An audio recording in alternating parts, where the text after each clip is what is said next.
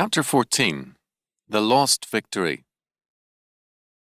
Now Jehoram the son of Ahab began to reign over Israel in Samaria the 18th year of Jehoshaphat king of Judah, and reigned 12 years. And he wrought evil in the sight of the Lord, but not like his father and like his mother, for he put away the image of Baal that his father had made. Nevertheless, he cleaved unto the sins of Jeroboam the son of Nebat, which made Israel to sin. He departed not therefrom.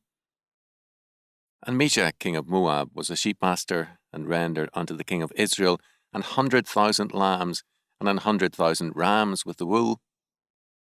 But it came to pass, when Ahab was dead, that the king of Moab rebelled against the king of Israel. And King Jehoram went out of Samaria the same time, and numbered all Israel. And he went and sent to Jehoshaphat the king of Judah, saying, The king of Moab hath rebelled against me. Wilt thou go with me against Moab to battle? And he said, I will up. I am as thou art, my people as thy people, and my horses as thy horses. And he said, Which way shall we go up? And he answered, The way through the wilderness of Edom. So the king of Israel went, and the king of Judah, and the king of Edom. They fetched a compass of 7 days' journey, and there was no water for the host, and for the cattle that followed them. And the king of Israel said, Alas, that the Lord hath called these 3 kings together to deliver them into the hand of Moab. But Jehoshaphat said, Is there not here a prophet of the Lord, that we may inquire of the Lord by him? And one of the kings of Israel's servants answered and said, Here is Elisha the son of Shaphat, which poured water on the hands of Elijah. And Jehoshaphat said, The word of the Lord is with him. So the king of Israel and Jehoshaphat and the king of Edom went down to him. And Elisha said unto the king of Israel, What have I to do with thee? Get thee to the prophets of thy father, and to the prophets of thy mother. And the kings of Israel said unto him, Nay, for the Lord hath called these 3 kings together, to deliver them into the hand of Moab.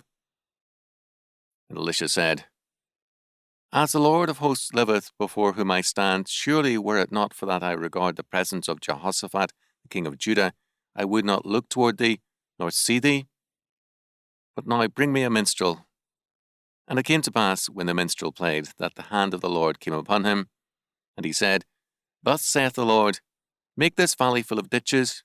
For thus saith the Lord, Ye shall not see wind, neither shall ye see rain, yet that valley shall be filled with water, that ye may drink, both ye and your cattle and your beasts. And this is but a light thing in the sight of the Lord. He will deliver the Moabites also into your hand, and ye shall smite every fenced city and every choice city, and shall fell every good tree, and stop all wells of water, and mar every good piece of land with stones. And it came to pass in the morning, when the meat offering was offered, that, behold, there came water by the way of Edom, and the country was filled with water. And when all the Moabites heard that the kings were come up to fight against them, they gathered all that they were able to put on armour, and upward, and stood in the border. And they rose up early in the morning, and the sun shone upon the water, and the Moabites saw the water on the other side as red as blood. And they said, This is blood. The kings are surely slain, and they have smitten one another. Now therefore Moab to the spoil.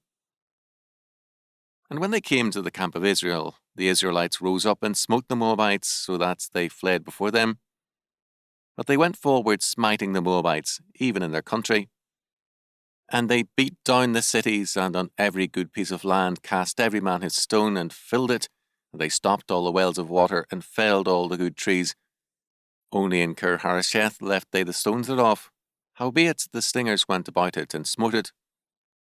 And when the king of Moab saw that the battle was too sore for him, he took with him 700 men that drew swords to break through, even unto the king of Edom, but they could not. Then he took his eldest son that should have reigned in his stead, and offered him for a burnt offering upon the wall. And there was great indignation against Israel, and they departed from him, and returned to their own land. 2 Kings 3, 1-27. The death of King Ahab led to the revolt of Moab. Ahaziah, Ahab's eldest son, died after his fall through the lattice, and his brother Jehoram succeeded him. Jehoram abolished the Baal images which his father had ordered to be made, but he did not at the same time abolished the calf cult brought in by Jeroboam I. He thus struck at a newer form of syncretism, but left untouched the older and more popular form of it. To aid him in this war, Jehoram summoned his ally Jehoshaphat, king of Judah, who brought along another ally, the king of Edom. The armies marched through an arid area, and they were soon without water for themselves and for the herds of cattle brought along for food. There was thus some danger that the weakened armies would fall prey to Moab. At this point, Jehoshaphat asked that a prophet be consulted, and it was discovered that Elisha had accompanied the armies. Elisha agreed to speak only because of Jehoshaphat's presence.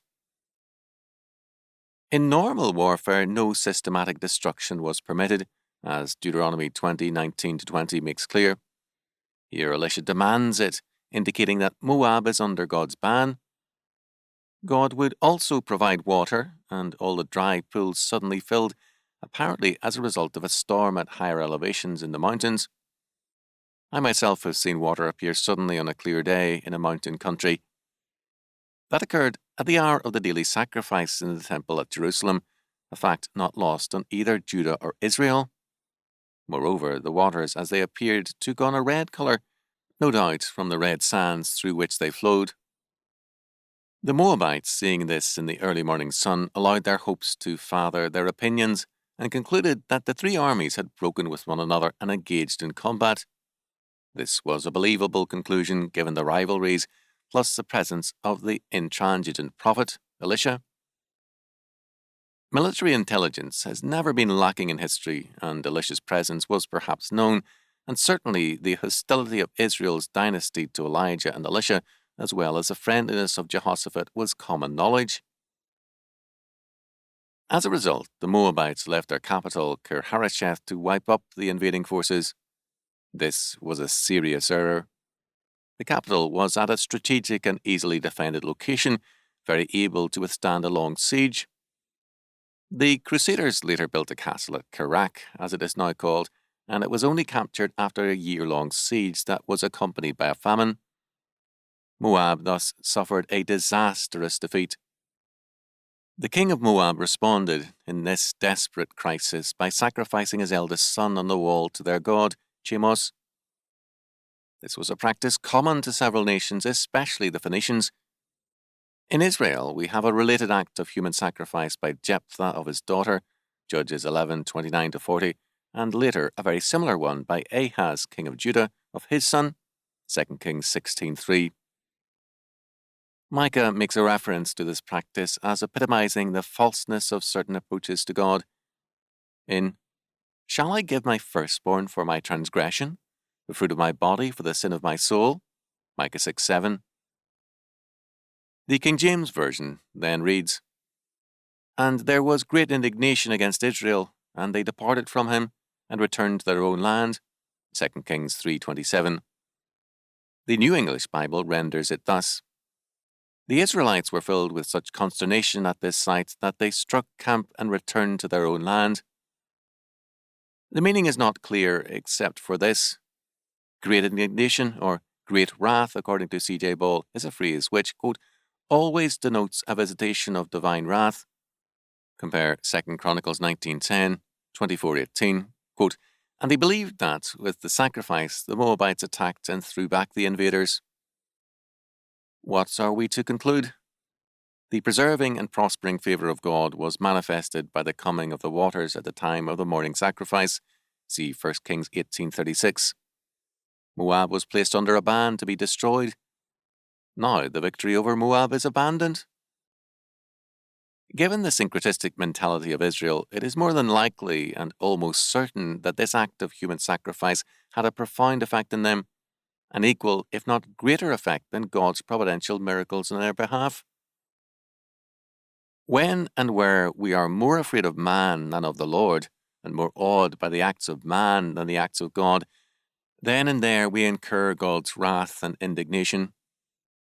Men readily believe in the efficacy and power of man's acts. Man's acts are deliberately public. The human sacrifice was made, not in an inner temple or altar, but on the walls, before the invading armies.